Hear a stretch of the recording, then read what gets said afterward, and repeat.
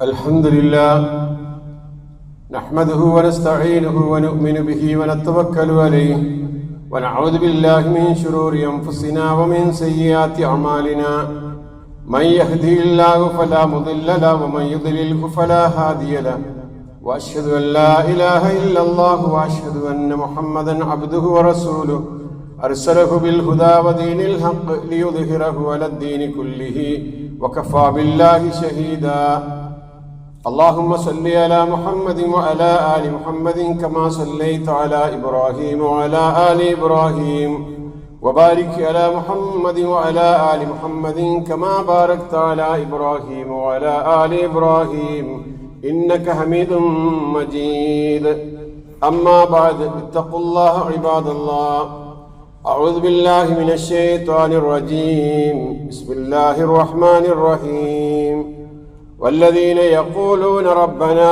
هب لنا من أزواجنا وذرياتنا قرة أعين وجعلنا للمتقين إماما ഏറെ ആദരണീയരായ സത്യവിശ്വാസികളെ വിശ്വാസിനികളെ, പടച്ചറബിന്റെ വിധിവിലൊക്കെ ശ്രദ്ധിച്ച് മുത്തക്കികളായി മുഅ്മിനുകളായി അള്ളാഹുവിന് ഇഷ്ടപ്പെടും വിധം ജീവിതം ക്രമീകരിക്കണേ എന്ന് എല്ലാവരോടും എന്ന പോലെ എന്നെയും ഉപദേശിക്കുന്നു. അള്ളാഹു അനുഗ്രഹിക്കുമാറാകട്ടെ. കഴിഞ്ഞ ദിവസം നമ്മൾ സംസാരിച്ചത് സ്നേഹത്തിൻ്റെയും പാരസ്പര്യത്തിൻ്റെയും പ്രഭാവലയങ്ങളിൽ ശാന്തിയും സമാധാനവും നുകരാനും വാത്സല്യവും കാരുണ്യവും അതിൻ്റെതായ ശക്തമായ കരവലയങ്ങളിൽ നമുക്ക് ജീവിക്കാനുമുള്ള സാധ്യതകളാണ് നമ്മുടെ കുടുംബജീവിതം നമുക്ക് നൽകുന്നത് എന്നത് സംബന്ധിച്ചായിരുന്നു. അതിൻ്റെ പ്രാധാന്യം നമ്മൾ മനസ്സിലാക്കി. എത്രമാത്രം അനുഗ്രഹീതമാണ് മനുഷ്യ ജീവിതം. ഈ നിലക്ക് കുടുംബ ജീവിതവുമായി മക്കളും ഇണയും തുണയുമൊക്കെയായി മാതാപിതാക്കളുമൊക്കെയായി ഉള്ള ആ ജീവിതം എത്ര സുന്ദരമാണ് എന്ന് നമ്മൾ ഓർക്കുക. وعن سعد بن أبي وقاص رضي الله عنه قال قال رسول الله صلى الله عليه وسلم من سعادة ابن آدم ثلاثة. മനുഷ്യന്റെ സൗഭാഗ്യം എന്ന് പറയുന്നത് മൂന്നെണ്ണമാണ്. ഒന്ന് അൽ മർഅത്തു സാലിഹ, രണ്ട് വൽ മസ്കനു സാലിഹ്, മൂന്ന് അൽ മർക്കബു സ്വാലിഹ്. സ്വാലിഹായ ഇണയാണ് ഒന്ന്. രണ്ടാമത്തത് സ്വാലിഹായ വീടാണ്. മൂന്നാമത്തത് സ്വാലിഹായ വാഹനമാണ്. നല്ലൊരു ഇണയുണ്ടാവുക, തുണയുണ്ടാവുക, അതാണ് ഏറ്റവും വലിയ സൗഭാഗ്യമായിട്ട് അള്ളാഹുവിന്റെ പ്രവാചകൻ സല്ലല്ലാഹു അലൈഹി വസല്ലം എണ്ണിയത്. അതേപോലെ കഴിഞ്ഞുവിടാനും ചെറുതെങ്കിലും പക്ഷേ സൗകര്യമുള്ളതും സന്തോഷം നിറഞ്ഞതും ഇണയും തുണയും പരസ്പര സ്നേഹം പങ്കുവെച്ചുകൊണ്ട് മാതാപിതാക്കളും മക്കളും തമ്മിൽ പരസ്പരം അറിഞ്ഞുകൊണ്ട് ആരാണ് ബാപ്പ, ആരാണ് ഉമ്മ, ആരാണ് മക്കൾ എന്നിങ്ങനെ തിരിച്ചറിഞ്ഞുകൊണ്ടുള്ള ഒരു ജീവിതം നയിക്കാൻ സാധ്യമായ ഒരു ചെറിയ കൊച്ചു കൂരയെങ്കിലും ഉണ്ടെങ്കിൽ വലിയ സൗഭാഗ്യത്തിലാട്ടോ. വൽ മർക്കബു സ്വാലിഹ്, അങ്ങോട്ടും ഇങ്ങോട്ടൊക്കെ അത്യാവശ്യങ്ങൾക്ക് പോകാൻ പറ്റാവുന്ന ഒരു ചെറിയ വാഹനമെങ്കിലും ഉണ്ടെങ്കിൽ അതും ജീവിതത്തിലെ സൗഭാഗ്യങ്ങളാ. എല്ലാവരും ആഗ്രഹിക്കുന്നതാണിത്. ഈ സന്തോഷമുണ്ടാകണേ, ഈ സൗഭാഗ്യമുണ്ടാകണേ എന്ന് എല്ലാവരും കൊതിക്കുന്നതാണ്. അതിന് വിപരീതവും പറഞ്ഞു. അമീൻ ശക്കാവത്തി ഇബ്നു ആദം, മനുഷ്യന്റെ ഏറ്റവും വലിയ പരാജയം, ആ പരാജയങ്ങൾ ഇതിന്റെ ഈ പറഞ്ഞ മൂന്ന് സംഗതികളുടെ വിപരീതമായിട്ടാണ് സൂചിപ്പിച്ചത്. അൽ മർഅത്തു സൂ വൽ മസ്കനു സൂ വൽ മസ്കനു സൂ വൽ മർക്കബു സൂ, എല്ലാം മോശമാണ്. ഒന്നും സമാധാനം നൽകുന്നതല്ല, ഒന്നും ശാന്തി പകരുന്നതല്ല, എവിടെയും അവന് സമാശ്വാസം കണ്ടെത്താൻ സാധിക്കുന്നതല്ല. അങ്ങനെയാണെങ്കിൽ അതാണ് ഏറ്റവും വലിയ പരാജയമെന്ന ഇനി നമ്മുടെ കുടുംബജീവിതത്തിന്റെ അനുഗ്രഹീതമായ ചില നിമിഷങ്ങളെ നമ്മൾ ആലോചിച്ച് നോക്കൂ. ആ നിമിഷങ്ങളിലൂടെ നമ്മൾ കടന്നു പോകേണ്ടതായിട്ടുണ്ട്. ഒന്ന്, നമ്മുടെ വിവാഹത്തിന്റെ സമയം, അല്ലെങ്കിൽ നമ്മുടെ മക്കളുടെ വിവാഹത്തിന്റെ സമയം. അതിലേറ്റവും പവിത്രമായ ചില രംഗങ്ങളുണ്ട്, ഏറ്റവും അനുഗ്രഹീതമായ ചില രംഗങ്ങളുണ്ട്. റസൂൽ സല്ലല്ലാഹു അലൈഹി വസല്ലമ ഒരാണിനെയും ഒരു പെണ്ണിനെയും തമ്മിൽ യോജിപ്പിച്ചുകൊണ്ട് കുടുംബജീവിതത്തിലേക്ക് നയിക്കാൻ ആവശ്യമായ കാര്യങ്ങൾ ചെയ്തു കൊടുത്തുകൊണ്ട് അവർക്കിടയിലുള്ള ആ ബന്ധം മീസാഖൻ അലീല, അതിശക്തമായ ആ ബന്ധം ഊട്ടിയുറപ്പിച്ചുകൊണ്ട് പ്രവാചക സല്ലല്ലാഹു അലൈഹി വസല്ലമ അവർക്ക് വേണ്ടി പ്രാർത്ഥിക്കുന്ന ആ പ്രാർത്ഥന നമുക്കറിയാതെ കഴിഞ്ഞാൽ, ആ കാര്യങ്ങളൊക്കെ കഴിഞ്ഞാൽ, ആ ചടങ്ങുകളൊക്കെ കഴിഞ്ഞാൽ, അവരെ തമ്മിൽ ഒന്നിപ്പിച്ചാൽ പ്രവാചക സല്ലല്ലാഹു അലൈഹി വസല്ലമ ഖാല ബാറക്കല്ലാഹു ലക്കും വബാറക അലൈക്കും വജമഅ ബൈനകുമാ ഫീ ഖൈരിൻ. റസൂൽ സല്ലല്ലാഹു അലൈഹി വസല്ലമയുടെ ഒരു പ്രാർത്ഥനയാ, അല്ലാഹു നിങ്ങൾ ഇരുവർക്കും ബർക്കത്ത് ചെയ്യട്ടെ, ജീവിതം മുഴുവനും അനുഗ്രഹീതമാകട്ടെ. റഹ്മത്ത് മാത്രമല്ല, നിഅമത്തുകൾ മാത്രമല്ല, ആ റഹ്മത്തുകളുടെയും നിഅമത്തുകളുടെയും കൂടെ അള്ളാഹുവിന്റെ പവിത്രമായ പ്രത്യേകമായ ഒരു അനുഗ്രഹം അതും കൂടെ ഉണ്ടായിക്കോട്ടെ എന്ന് അള്ളാഹുവിന്റെ പ്രവാചക സല്ലല്ലാഹു അലൈഹി വസല്ലം പ്രാർത്ഥിക്കുമെന്ന.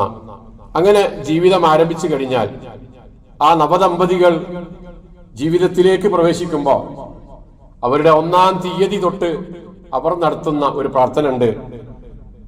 റസൂൽ സല്ലല്ലാഹു അലൈഹി വസല്ലം പറയാ, അമാലു അന്നഹദുഹും യഖൂൽ ഹീന യഅതി അഹ്ലഹു ബിസ്മില്ലാഹ് അല്ലാഹുമ്മ ജന്നിബിന ശൈത്താൻ വജന്നിബ ശൈത്താന ഫീമാ റസഖ്തന എന്ന് ഒരാൾ പറയുന്നുവെങ്കിൽ അത് അയാളുടെ ജീവിതത്തിലെ വലിയ സന്തോഷ. അവർ ജീവിതത്തിലേക്ക് പ്രവേശിക്കുന്ന 1-ാം തീയതി തന്നെ അവർ പറയാ, ബിസ്മില്ലാഹ്, അല്ലാഹുവേ നിന്റെ നാമത്തിലാണ് ഞങ്ങൾ ആരംഭിക്കുന്നത്, ഞങ്ങളിൽ നിന്നും പിശാചിനെ നീ അകറ്റേണമേ, ഞങ്ങൾക്ക് നൽകുന്ന സന്താനങ്ങളിലും ഈ ബന്ധത്തിലൂടെ, ഈ സ്നേഹത്തിലൂടെ ഞങ്ങൾക്ക് നൽകപ്പെടുന്ന സന്താനങ്ങളിലും അല്ലാഹുവേ പിശാചിന്റെ ഉപദ്രവങ്ങളിൽ നിന്ന് ഞങ്ങളെ രക്ഷപ്പെടുത്തണമേ എന്ന് പ്രാർത്ഥിച്ചുകൊണ്ടാണ് അവർ ജീവിതം ആരംഭിക്കുന്നത്. നേരത്തെ വിവാഹം കഴിഞ്ഞപ്പോ അവിടെ സന്നിഹിതരായ ആളുകളും ആ വിവാഹത്തിന് കാർമ്മികത്വം വഹിച്ച ആളുകളുമൊക്കെ തന്നെ ഈ നവദമ്പതികൾക്ക് വേണ്ടി പ്രാർത്ഥിച്ചതെന്താ? പടച്ചോനെ അനുഗ്രഹിക്കണേ, ഇവരുടെ ജീവിതത്തിൽ മുച്ചൂടും എല്ലാ മേഖലകളിലും ബർക്കത്ത് ചൊരിയണേ എന്ന. ഇനി അവരവരുടെ ജീവിതത്തിലേക്ക് പ്രവേശിക്കുമ്പോൾ ആ എല്ലാ സന്ദർഭങ്ങളിലും ബിസ്മില്ലാഹ്, അല്ലാഹുവേ ഞങ്ങളിൽ നിന്ന്, ഞങ്ങൾക്ക് ജനിക്കുന്ന കുഞ്ഞുങ്ങളിൽ നിന്ന്, ഈ ബന്ധത്തിലൂടെ ഞങ്ങൾക്ക് ജനിക്കുന്ന കുഞ്ഞുങ്ങളിൽ നിന്ന് പൈശാചികമായ എല്ലാ ഉപദ്രവങ്ങളും നീ തട്ടിമാറ്റണേ എന്ന് പ്രാർത്ഥിക്കാനാണ് പഠിപ്പിച്ചത്. ഇനി അവരുടെ ജീവിതം തുടങ്ങിക്കഴിഞ്ഞാലോ, മക്കളും മരുമക്കളും ഒക്കെയായി, അവർ മാതാപിതാക്കളായി, അങ്ങനെ ഒരു കുടുംബമായി ജീവിക്കുമ്പോ ഉണ്ടാകേണ്ട ഒരു പ്രാർത്ഥനയെ സംബന്ധിച്ചാണ് സൂറത്തുൽ ഫുർഖാനിലെ 74-ാമത്തെ വാക്യമായി നേരത്തെ നിങ്ങളെ ഓതിക്കേൾപ്പിച്ചത്. എന്താ അത്? വയഖൂൽ വല്ലദീന യഖൂലൂന, അള്ളാഹുവിന് ഏറ്റവും ഇഷ്ടപ്പെട്ട അടിമകൾ എന്ന് പറയുന്നത് അവരുടെ സ്വഭാവങ്ങൾ എണ്ണിയ കൂട്ടത്തിൽ പ്രത്യേകം അവരെ പരിചയപ്പെടുത്തുന്നത് വല്ലദീന യഖൂലൂന റബ്ബന ഹബ്ലന മിൻ അസ്വാജിന വദുരിയാതിന ഖുർറത അഅ്യുനിൻ വജഅൽനാ ലിൽ മുത്തഖീന ഇമാമ. പടച്ചോനെ, ഞങ്ങൾക്ക് ഞങ്ങളുടെ ഇണകളിൽ കൺകുളിർമ നൽകണേ, ഞങ്ങളെ ഓരോരുത്തരെയും, ഞങ്ങളുടെ മക്കളെയും ഞങ്ങളുടെ മക്കളെയും ആ ഒരു കുടുംബം മുഴുവനും, ലോകർക്ക് മുഴുവനും മാതൃകായോഗ്യരായ ഒരു കുടുംബമാക്കി മാറ്റണേ എന്നിങ്ങനെയാണ് അവരുടെ ജീവിതത്തിൽ ഉണ്ടാകുന്നത്. അപ്പൊ അള്ളാഹു സംവിധാനിച്ച ഈ സംവിധാനത്തെ ഒന്ന് ആലോചിച്ച് നോക്കൂ. വൈവാഹിക ജീവിതത്തിലേക്ക് പ്രവേശിക്കുന്ന 1-ാം തീയതി മുതൽ അവരുടെ വൈവാഹിക മറ്റു ബന്ധങ്ങളിലൂടെ അവർ ജീവിതത്തിലേക്ക് കടക്കുന്ന ആ നിമിഷം മുതൽ ഇനി അവരുടെ ജീവിതത്തിലെ അംഗങ്ങൾ വർദ്ധിക്കുന്ന, അവർ ഒരു കുടുംബമായി മാറുന്ന ആ ഒരു രംഗത്തിലൂടെ കടന്നു പോകുമ്പോൾ വരെ എത്രമാത്രം ശ്രദ്ധയോടുകൂടിയാണ് പടച്ചവനിലേക്ക് നമ്മുടെ കരങ്ങൾ നമ്മൾ നീട്ടേണ്ടത്, പടച്ചവനോട് നമ്മുടെ കാര്യങ്ങൾ നമ്മൾ അവതരിപ്പിക്കേണ്ടത് എന്ന് നമ്മൾ അതിനെ സംബന്ധിച്ച് മനസ്സിലാക്കുക. പക്ഷേ എല്ലാ രംഗത്തും എന്നപോലെ ഈ രംഗങ്ങളും പൈശാചികത കടന്നുകൂടുകയാണ്. പല അധാർമികതകളിലേക്ക്, വേണ്ടാത്തരങ്ങളിലേക്ക്, കൃത്യതയില്ലാത്ത വിശ്വാസങ്ങളിലൂടെ, ആചാരങ്ങളിലൂടെ, കർമ്മങ്ങളിലൂടെയൊക്കെ ഈ ഓരോ കാര്യങ്ങളും കടന്നു പോവുക. വൈവാഹികമായ ചടങ്ങുകൾ, അവിടെ നിങ്ങോട്ട് ജീവിതത്തിന്റെ ഓരോ മേഖലകളിലൂടെയും കടന്നു വരുമ്പോ പൈശാചികമായ ഉപദ്രവങ്ങൾ അത് നമ്മളെ ബാധിക്കുക. പിശാചിന് ഏറ്റവും സന്തോഷമുള്ള ഒരു കാര്യമാണ് ഒരു കുടുംബത്തെ ആക്രമിക്കുക എന്ന് പറയുന്നത്. ഒരു വ്യക്തിയെ ആക്രമിക്കുന്നതിനേക്കാളൊക്കെ ഏറെ എളുപ്പമുള്ള കാര്യമാണല്ലോ, അല്ലെങ്കിൽ ലാഭമുള്ള കാര്യമാണല്ലോ ഒരു കുടുംബത്തെ ആക്രമിക്കുക എന്നുള്ളത്. ആ കുടുംബത്തിലെ ഉമ്മയെയും ഉപ്പയെയും തെറ്റിക്കുക, അവരെ വഷളാക്കുക, അവരുടെ ജീവിതം താറുമാറാക്കുക.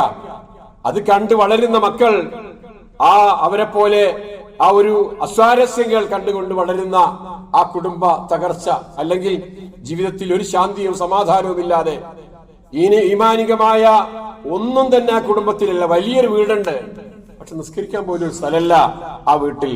അതിനെപ്പറ്റി ആലോചിച്ചിട്ടേ ഇല്ല. ഈമാനികമായ എന്തെങ്കിലും കാര്യങ്ങൾ നിലനിർത്തുന്നതിനെ സംബന്ധിച്ച് ഒരു ഖുർആൻ കൃത്യമായി സൂക്ഷിക്കാനോ ഓതാനോ പഠിക്കാനോ ഉള്ള ഒരു സന്ദർഭവും ഇല്ല, ഒരു സ്ഥലവും ഇല്ല, ഒരു ചെറിയ മൂല പോലും ഒഴിവാക്കിയിട്ടില്ല. വീട് വിശാലമാണ്, പക്ഷേ അവിടെ യാതൊരു വിശാലതയുമില്ല.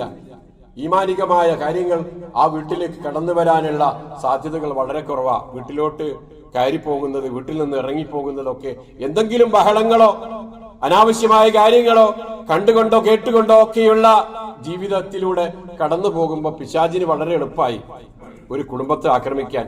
പിശാച് ചില വീടുകളിലേക്ക് കടന്നു വന്നുകൊണ്ട് പറയുന്നുണ്ടല്ലോ, എനിക്കിന്ന് ഇവിടെ യഥേഷ്ടം കഴിയാം, എല്ലാം ഉണ്ട്, കിടക്കാനും സൗകര്യമുണ്ട്, ഭക്ഷണം കഴിക്കാനും ഉണ്ട്, എല്ലാറ്റിനും ഉണ്ട്. ഇനി ഇവരുടെ ആ ഭാര്യാഭർത്താക്കന്മാരുടെ ബന്ധങ്ങളുടെ സമയത്ത് അവരെ സമീപിച്ചിട്ടുകൊണ്ട് പറയും, ഇവിടെയും ഞാൻ തന്നെയാണ് ആധിപത്യം സ്ഥാപിച്ചിരിക്കുന്നത് എന്ന് പിശാച് പറയും പോലും. എന്തുകൊണ്ട്? ആ വീട്ടിലേക്ക് കയറി വരുമ്പോ അള്ളാഹുവിനെ അല്ലേ ഓർത്തത്. അതേപോലെ ഭക്ഷണം കഴിക്കാതിരുന്നപ്പോഴും പറയേണ്ട വാക്കുകൾ അള്ളാഹുവിന്റെ നാമം ഉരുവിടാൻ മറന്നിരിക്കുന്നു. അവരുടെ ബന്ധങ്ങൾ, ആ വൈവാഹികമായ ബന്ധങ്ങൾ, കുട്ടികൾക്ക് വേണ്ടിയുള്ള ആഗ്രഹങ്ങൾ സഫലീകൃതമാകാനുള്ള കാര്യങ്ങൾ ചെയ്യുമ്പോഴും അപ്പോഴും പടച്ചവനെ ഓർത്തില്ല. അപ്പൊ പിശാച് സുഖമായിട്ട് പറയും, ഇതാ ഇവിടെ എനിക്കെല്ലാം ഉണ്ട്, ഒന്നിനും ഒരു കുറവുമില്ല, ഒക്കെ ആയിക്കഴിഞ്ഞു, അത്രമാത്രം ഞാൻ സന്തുഷ്ടനാണ് എന്ന് പിശാച് പറയുമെന്ന. അപ്പൊ പൈശാചികമായ ആക്രമണങ്ങൾ ഏറെ ഏൽക്കാനുള്ള സാധ്യതകളുള്ള ഒരവസ്ഥയാണ് ഓരോരുത്തരുടെയും കുടുംബമെന്ന് മനസ്സിലാക്കുകയും ആ കുടുംബത്തെ കൃത്യമായി എങ്ങനെ മുന്നോട്ട് കൊണ്ടുപോകണമെന്ന് നമ്മൾ നേരത്തെ തന്നെ ആലോചിച്ച് തീരുമാനിക്കുകയും ചെയ്യേണ്ടതാണ്. വിവാഹാന്വേഷണം മുതൽ അതിൽ അങ്ങോട്ട് ഓരോ കാര്യങ്ങളും നമ്മൾ പഠിക്കേണ്ടതുണ്ട്, മനസ്സിലാക്കേണ്ടതുണ്ട്. ഒന്ന് രണ്ട് കാര്യങ്ങളിലൂടെ നമുക്ക് കടന്നു പോകാം. വിവാഹാന്വേഷണവുമായി ബന്ധപ്പെട്ടുകൊണ്ട് അൻ അബീ ഹുറൈറ റളിയല്ലാഹു അൻഹു ഖാൽ കുന്തു ഇൻദ നബി സല്ലല്ലാഹു അലൈഹി വസല്ലം ഫഅതാഹു റജുലുൻ ഫഅഖ്ബറഹു അന്നഹു തസവ്വജ ഇംറഅതൻ മിനൽ അൻസാർ فقال له رسول الله صلى الله عليه وسلم أنظرت إليها قال لا قال فاذهب فانظر إليها فإن في أعين النصارى شيء الأنصار فإن في أعين الأنصار شيء. ഒരാൾ വന്ന് റസൂൽ സല്ലല്ലാഹു അലൈഹി വസല്ലമയോട് പറയാ, ഞാനൊരു വിവാഹാന്വേഷണം നടത്തുന്നുണ്ട്. ഏകദേശം തീരുമാനിച്ച മട്ടാണ്, ആ കാര്യങ്ങളുമായി മുന്നോട്ട് പോകാനുള്ള ഒരുക്കത്തിലാ. റസൂൽ സല്ലല്ലാഹു അലൈഹി വസല്ലം അദ്ദേഹത്തോട് ചോദിച്ചു, നീ അവളെ പോയി കണ്ടോ? കണ്ടിട്ടുണ്ടായിരുന്നോ? ഇല്ല. എങ്കിൽ നീ അവളെ പോയി കാണുക, അവൾ ആരാണെന്ന് അറിയുക, അവളുടെ പ്രകൃതം മനസ്സിലാക്കുക. ആ നോട്ടത്തിലൂടെ നിങ്ങൾക്ക് ചില കാര്യങ്ങൾ മനസ്സിലാക്കാനുണ്ട്. നിങ്ങൾ അവളെ പോയി കാണുകയും വിവാഹ അന്വേഷണം നടത്തുമ്പോ ആ പെൺകുട്ടിയെ കാണുക എന്നുള്ളത് ആരാണ് വിവാഹം ചെയ്യുന്നത്, ആ വരന്റെ, ആ ആളുടെ ഒരു കടമയാണ്, ചെയ്യേണ്ട കാര്യമാണ് എന്നാണ് റസൂൽ സല്ലല്ലാഹു അലൈഹി വസല്ലം അവിടെ പഠിപ്പിക്കുന്നത്. മറ്റൊരു ഹദീസിൽ അന്നൽ മുഗീറത ബിൻ ശുഅബ അറാദ അൻ യതസവ്വജ അൽമർഅ ഫഖാല ലഹു നബി സല്ലല്ലാഹു അലൈഹി വസല്ലം ഇദ്ഹബ് ഫൻദുർ ഇലൈഹാ ഫഇന്നഹു അഹ്റാ അൻ യുദമ ബൈനകുമാ. മുഗീറത ബിൻ ശുഅബ റളിയല്ലാഹു അൻഹു വിവാഹം ചെയ്യാൻ ഉദ്ദേശിക്കുക. റസൂൽ സല്ലല്ലാഹു അലൈഹി വസല്ലം അദ്ദേഹത്തെ കണ്ടു പറഞ്ഞു, നീ ചെന്ന് അവളെ കാണണം, കാരണം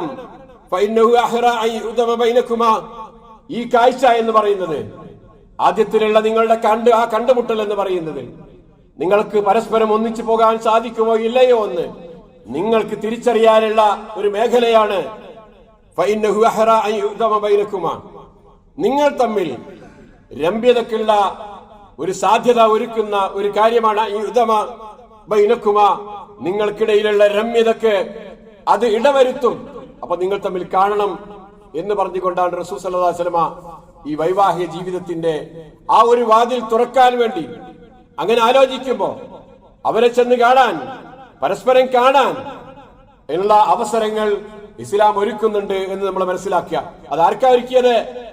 മാതാപിതാക്കൾ ചെന്ന് തൃപ്തിപ്പെട്ട് ഞങ്ങളൊക്കെയാണ്, അതുകൊണ്ട് നീ നിർബന്ധമായും അങ്ങനെ ചെയ്യണം എന്ന അടിസ്ഥാനത്തിലാണ് ഇസ്ലാം കൽപ്പിച്ചിരിക്കുന്നത്. അല്ല, ഇത് ഇവരുടെ അവകാശമായി പരസ്പരം കാണുകയും ആ കാര്യങ്ങൾ അവർക്ക് മനസ്സിലാക്കാൻ സാധിക്കുകയും ചെയ്യുക എന്ന വിഷയമാണ് ഇസ്ലാം ഇവിടെ കാണുന്നത്.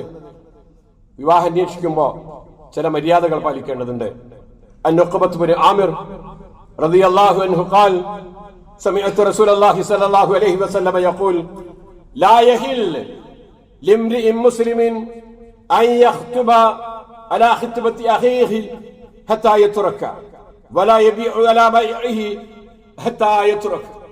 ഒരു ആൾ ഒരു വിവാഹാന്വേഷണം നടത്തുന്നു. ആണുമായി പെണ്ണുമായി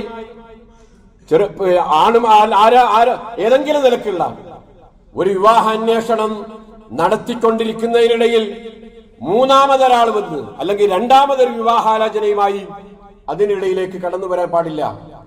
ഹത്തായത്തുറുക്ക, അതവർക്ക് വേണ്ടെന്ന് വെക്കുന്നത് വരേക്കും ഈ വിവാഹബന്ധം അവർക്ക് സാധിക്കുകയില്ല എന്ന് മനസ്സിലാക്കിയതിനു ശേഷം മാത്രമേ അങ്ങോട്ട് മറ്റൊരാൾ കടന്നു വരാൻ പാടുള്ളൂ എന്ന് വരെ ഇസ്ലാം നിശ്ചയിക്കുകയുണ്ടായി. മാത്രല്ല, ഈ വിഷയത്തിൽ യാ അയ്യുഹല്ലദീന ആമനു, ഖുർആനിന്റെ പ്രഖ്യാപനം, യാ അയ്യുഹല്ലദീന ആമനു ലാ യഹില്ലു ലക്കും അൻ തരിസുൻ നിസാഅ കർഹൻ. സ്ത്രീകളാണെന്ന് വിചാരിച്ച് അവരെ നിർബന്ധപൂർവം അനന്തരമെടുക്കുന്നത് പോലെ അനന്തരമെടുക്കുന്ന സ്വഭാവം നിങ്ങൾക്ക് പാടില്ല. വിവാഹം ചെയ്യാതെ തന്നെ പൗരാണികമായ അറബികൾ അവർ പലപ്പോഴും സ്ത്രീകളെ നിർബന്ധപൂർവം അവരുടെ ഭാര്യയായി അല്ലെങ്കിൽ അവരുടെ വെപ്പാട്ടിയായി അല്ലെങ്കിൽ മറ്റേതെങ്കിലും തരത്തിലൊക്കെ അവർ ഉപയോഗിക്കുന്ന സംവിധാനങ്ങൾ ഉണ്ടായിരുന്നു എന്നാണ്. ഖുർആൻ അതിനെ ശക്തമായി വിമർശിച്ചുകൊണ്ട് പറഞ്ഞു, പാടില്ല. അവരെ നിർബന്ധം ചെലുത്തിക്കൊണ്ട് നിങ്ങളുടെ പങ്കാളികളാക്കി മാറ്റാൻ ഇസ്ലാം അനുവദിക്കുന്നില്ല. അവരുടെ അനുവാദം അത്യന്താപേക്ഷിതമാണ് എന്ന് ഖുർആൻ പഠിപ്പിച്ചു. അൻ അബൂ ഹുറൈറ റളിയല്ലാഹു അൻഹു അന്ന നബി സല്ലല്ലാഹു അലൈഹി വസല്ലം ഖാല ലാ തുൻകഹുൽ അയ്യിമു ഹത്താ തുസ്തമർ വലാ തുൻകഹുൽ ബിക്ർ ഹത്താ തുസ്തഅദൻ. യാ റസൂലല്ലാഹ് വകൈഫ ഇദ്നുഹാ ഖാല അൻ തസ്കുത. കന്യകയാണെങ്കിൽ, വിവാഹം ചെയ്യപ്പെടാത്ത ഒരു പെൺകുട്ടിയാണെങ്കിൽ ആ പെൺകുട്ടിയുടെ അനുവാദം വാങ്ങാതെ വിവാഹം ചെയ്യപ്പെടാതെയല്ല അവളുടെ അനുവാദം ആവശ്യമാണ്. അതല്ല, വിധവയാണെങ്കിൽ, ബിക്റാണെങ്കിൽ അവളുടെ വലാത്തുൻകിഹുൽ ബിക്ർ, ആ ബിക്റിനോടും തന്നെ സമ്മതം ചോദിക്കേണ്ടതുണ്ട്. എന്നാൽ സയ്യിബാകട്ടെ, കന്യകയാകട്ടെ നിർബന്ധമായും അവളുടെ അനുവാദം, അവരുടെ സമ്മതം പ്രത്യേകമായി അറിയിക്കേണ്ടതുണ്ട് എന്നാണ്. റസൂൽ സല്ലല്ലാഹു അലൈഹി വസല്ലമയോട് സഹാബത്ത് ചോദിക്കുന്നു, ഖാലു യാ റസൂലല്ലാഹ് വകൈഫ ഇദ്നുഹാ ഖാല അൻ തസ്കുത. ബിക്റാക, കന്യക, അവൾ മൗനാനുവാദം നൽകിയാൽ മതി. അവൾ നാവുകൊണ്ട് പറയണമെന്നില്ല, മൗനാനുവാദം എങ്കിലും അവളുടെ ഭാഗത്തു നിന്ന് ഉണ്ടാകണമെന്ന് ഇസ്ലാം പഠിപ്പിക്കുന്നു. അപ്പൊ വിവാഹ അന്വേഷണം മുതൽ കാര്യങ്ങൾ കൃത്യമായിരിക്കണമെന്നാണ് റസൂൽ സല്ലല്ലാഹു അലൈഹി വസല്ലമയുടെ ഈ അധ്യാപനങ്ങൾ നമ്മെ പഠിപ്പിക്കുന്നത്. അൻ ഹൻസാ ബിൻത് ഹിദാമിൽ അൻസാരി, ഹൻസ എന്ന ഒരു അൻസാരി വനിത പറയാ, അന്ന അബാഹ സവ്വജഹ വഹിയ സയ്യിബുൻ. അവരുടെ പിതാവ് വിവാഹം ചെയ്തു കൊടുത്തു, അവളോട് ചോദിക്കാതെ. അവൾക്കത് ഇഷ്ടണ്ടായിരുന്നില്ല. അവർ അള്ളാഹുവിന്റെ റസൂലിന്റെ അടുക്കൽ വന്നു, പരാതി പറഞ്ഞു.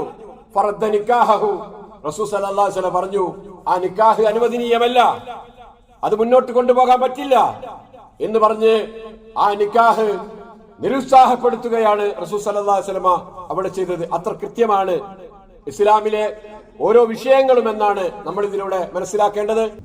ഈ അന്വേഷണത്തിൽ അന്വേഷിക്കേണ്ട മറ്റൊരു കാര്യം എന്ന് പറയുന്നത് അലാ ഖുബിറുക്കും ബിമാ യുക്നസ് കൻസായി, നിധിയായി നിങ്ങളുടെ കുടുംബജീവിതത്തിൽ എല്ലാ മേഖലകളിലും എല്ലാ സന്ദർഭങ്ങളിലും ഉണ്ടാകുന്ന ഒരു കാര്യത്തെ സംബന്ധിച്ച് നിങ്ങൾക്ക് ഞാൻ അറിയിച്ചു തരട്ടെയോ? റസൂൽ സല്ലല്ലാഹു അലൈഹി വസല്ലമയുടെ ചോദ്യം, അൽ മർഅത്തു സാലിഹ, ഒരു നല്ല ഇണ നിങ്ങളുടെ ജീവിതത്തിൽ നിങ്ങൾക്ക് ലഭിക്കുന്നു. ഇദാ നദറ ഇലൈഹാ സറത്തുഹു, നിങ്ങൾ നോക്കിയാൽ, പരസ്പരം നോക്കിയാൽ നിങ്ങൾക്ക് ഏറെ സന്തോഷം തോന്നും. വൈദാ അമറഹാ തഅതുഹു, നിങ്ങൾ ആ ഇണയോട്, നിങ്ങളുടെ ഭാര്യയോട് നിങ്ങൾ എന്തെങ്കിലും കാര്യങ്ങൾ സംസാരിക്കുമ്പോൾ അത് അനുസരണയോടെ അവർ കേൾക്കുന്നു, ശ്രദ്ധിക്കുന്നു. വൈൻ വാബാൻഹാ ഹഫ്ലതുഹു, നിങ്ങൾ അവിടെ ഇല്ലെങ്കിൽ അവളെ എങ്ങനെയൊക്കെയാണോ സൂക്ഷിക്കേണ്ടത്, ശ്രദ്ധിക്കേണ്ടത് എന്ന് അവർക്കറിയാം. അവരുടെ ശരീരം, ഭർത്താവിന്റെ സമ്പത്ത്, ആ വീട്, അവരുടെ കുട്ടികൾ എല്ലാം കൃത്യമായി കൊണ്ടു നടക്കാൻ പറ്റാവുന്ന വിധത്തിലുള്ള ഒരു സ്ത്രീയെ, ആ സ്ത്രീയെയാണ് നിങ്ങൾക്ക് വേണ്ടി, നിങ്ങളുടെ മകന് വേണ്ടി, നിങ്ങളുടെ കുടുംബത്തിലേക്ക് കടന്നു വരാൻ വേണ്ടി നിങ്ങൾ ആലോചിക്കേണ്ടത് എന്ന് പറഞ്ഞിരിക്കുന്നു റസൂൽ സല്ലല്ലാഹു അലൈഹി വസല്ലം.